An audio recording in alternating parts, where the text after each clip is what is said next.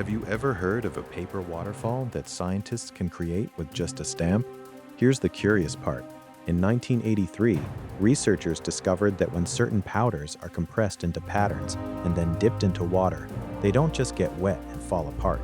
Instead, the water infiltrates the tiny gaps in a very specific way, and the structure can burst outward like a miniature eruption, as if the water itself were turning into flow. The effect is called a wettability-driven collapse, and it's been studied for everything from better packaging to safer filtration.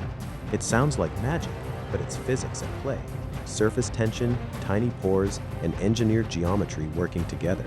Nature loves tricks, and so does science.